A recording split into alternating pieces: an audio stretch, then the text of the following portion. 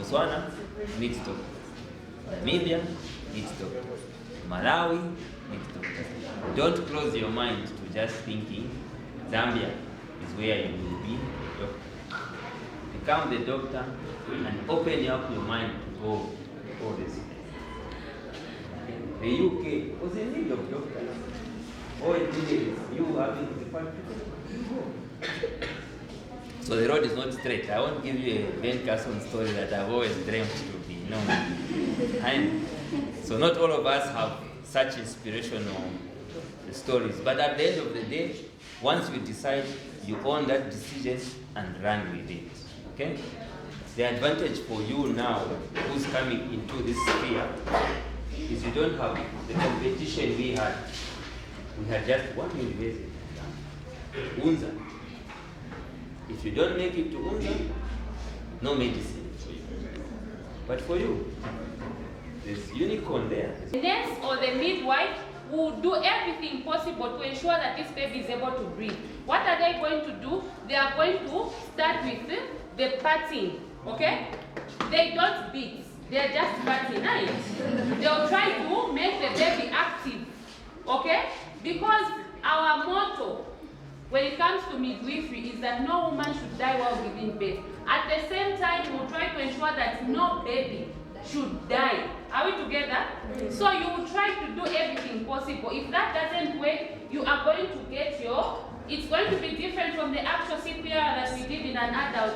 You get your antibiotic. The first thing you do is, maybe because of the meconium, the secretions that they are born with. So you're going to wipe this baby.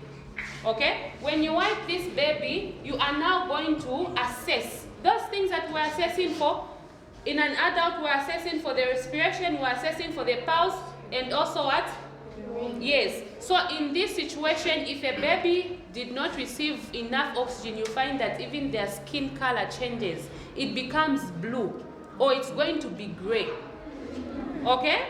So when you wipe the baby, you're going to check how is the skin color. How is the activity, the grimace of this baby? Okay? How is the heart rate? You assess all those things. Then you're going to get this. This is a penguin sucker. Okay? Because of those secretions they are born with, you are going to start and you remove. You squeeze it, then you put in the mouth. You start from the mouth. You squeeze so that it can be able to do what? To suck in any secretions that may be blocking this baby from breathing. Then you squeeze. You go to the nostrils, you do the same. When you do that, you are going to assess. How do you assess? You are first going to give those resuscitative breaths that we gave. You are also going to give this baby. The same way, you lift the mandibles, then you put the face mask, then you give the resuscitative breaths. Okay? Then, unlike that of an adult, you are not going to lock your hands and do the compressions. This is just a baby. Okay? You are going to break them. So you are going to use your fingers just like that. 1, 2, 3, like that. Ensuring that you are able to do what? To resuscitate them. We will not go into details because we are not here to do anything, right? But we are just doing a minimal demo, isn't it?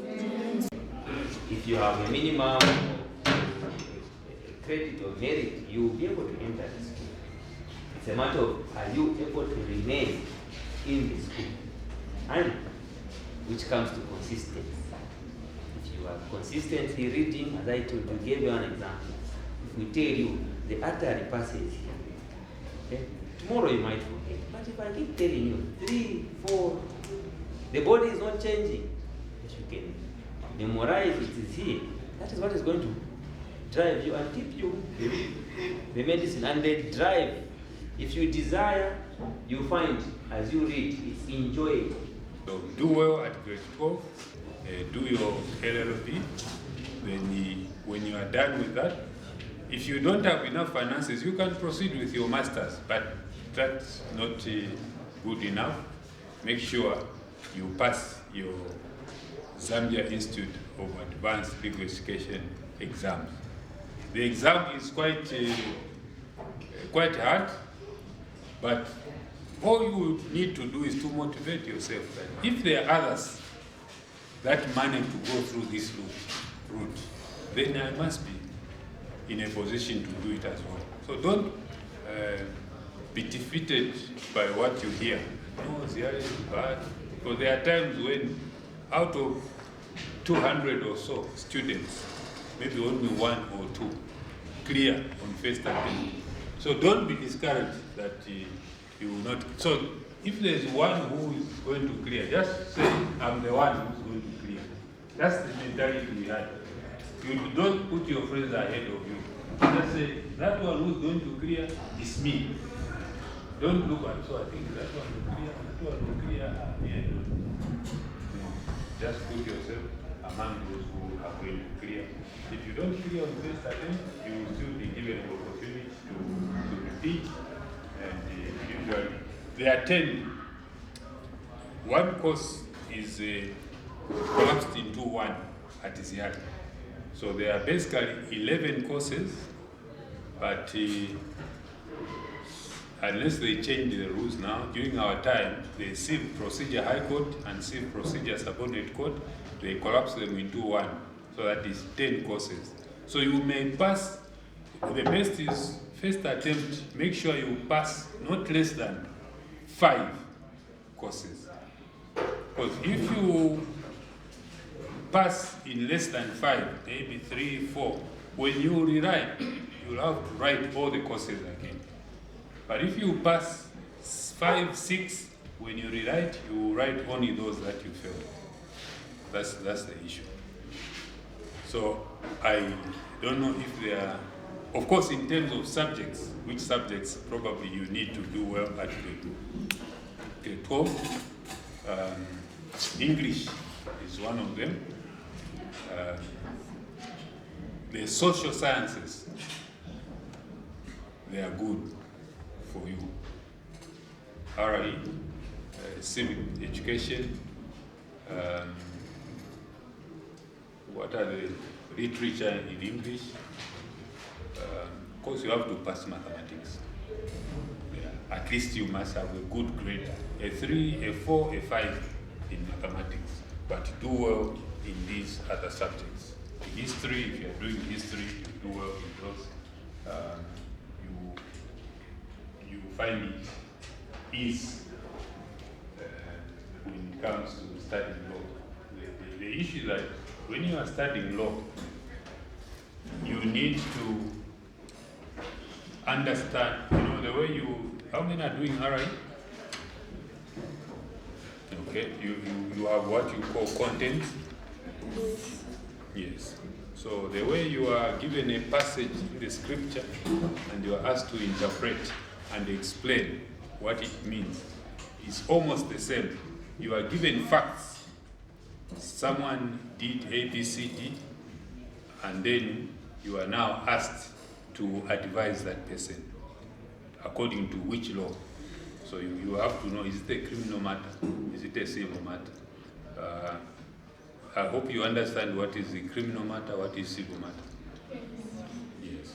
So there are a number of laws, areas of the law. There is like I've already indicated, criminal law. But under civil law, there are so many. There's contract, there's tort, there's the commercial, there's the constitutional law, family law,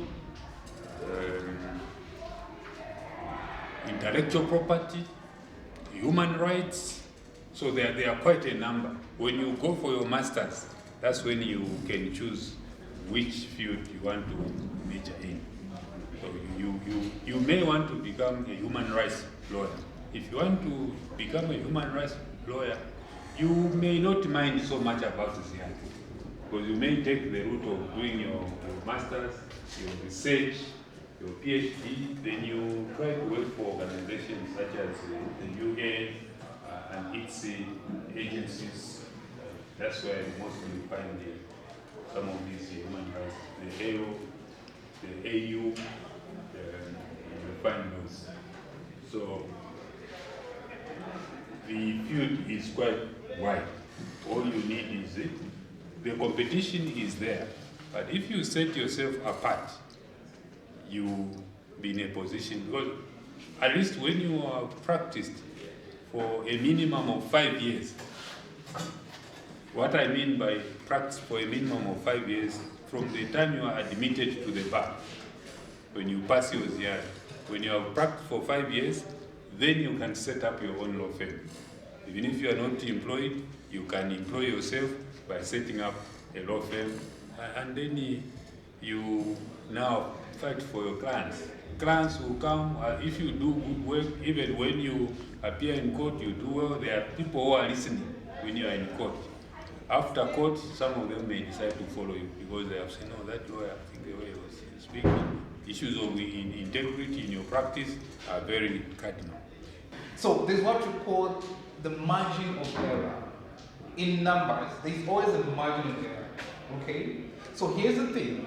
The way we do, because we deal a lot with quantitative data, of course it's also qualitative data, right together? Yes, and because we deal with human beings, right? Let me give you an example. We deal with a lot of people, human beings. It's different when you're putting up a building. When you're putting up a building, you know that you need how many bags of cement, 20, 40, 50. But for example, where we are here, we're a number of us. So if I ask everyone what they want to eat, you tell me different things. So I have to find the average. Are we together? Yes. I have to find the what? The average for me to satisfy your needs. And that is why in M&A we have what you call a margin of error. Just to try and satisfy both needs. Because we can't satisfy everyone, but we can find the line, the common ground for everyone. Are we together? Yes. So you can study your bachelor's, you can also do your postgraduate diploma, postgraduate studies from UNDA or University. Your postgraduate, you can study from there, right? You can also study from Lusaka University, UNILAS, Cavendish as well, Williams University as well, I think CBU as well, they do offer the same program as well. Are we together? Yes. Yeah. So now, here is another interesting part. M&E people love to tell stories. Do you know the stories we tell? Do you know the stories we tell? We love to tell stories of people who have been impacted by our project or program. For example, I'm going to give an example of myself. I come from a poor background, but I'm no longer that background. I'm no longer have a different background right now, because I'm the background now. That time I used to come from a poor home, right? Right now I'm coming from my own home. So that is my background now. Are we together? Yes. So, here's the thing. When something has changed, if there is positive result in what you do, we call it a success story. With media, you get the honor to understand different kinds of people. Most of the things that I do with young people.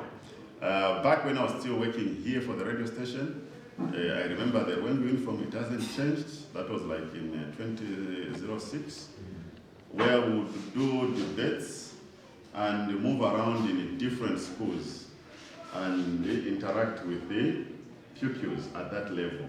And the interaction was very good because we were speaking a language they understood in a medium that they appreciated. So also, as we are doing all this, understand what medium am I going to? When you talk of media, I'm a radio person. There is television. There is newspaper, which is print. And these days, there is online. And online now speaks to everyone of us. Jobs are limited. And the hierarchy is that in any company, there can only be one chief financial officer. Yeah? So under the chief financial officer, there is a finance manager. Under the finance manager or a RATRO, we have maybe a finance business partner or whatever, all those roles. So I find that the highest paid in that finance department is the chief financial officer. So now if you join as a cost accountant, for example, it means that you have to wait until you follow through that ladder until you reach the highest, which is chief financial officer. That's when you can think of saying, I'm making the big bucks. Yeah? But if you have to step outside the box, you can set up your own firm and start providing audit services, for example, or start providing accounting services. There are a lot of small businesses coming up. We can give advisory. Advisory is also one aspect that accountants do. If you want to set up a business, who advise you on which best model to take, which best tax model to adopt, so that you are not disadvantaged. Additionally, also, you don't just stick to your role. You can do a side hustle. At some point, I used to lecture. Yeah? So I've got a passion for lecturing. As my side hustle, I'll not go from it. I've got students coming home, I'll lecture them in business law, I'll lecture them in audit, I'll lecture them in performance management. Those were my 3 specialties. So you can do a lot of things. Having qualification is one thing, but also putting that qualification to the benefit of what you want to achieve is another thing. Have you ever heard of medical engineering? Okay? Medical engineering? Do you think you can go into the medical field and do engineering? Okay, think of all the equipment they use in the hospitals, X-ray machines, MRI machines, all those machines. Who manages them? Engineers. And if you go into medical engineering, I can tell you, it's one of the highest paid. There's also what we call instrumentation.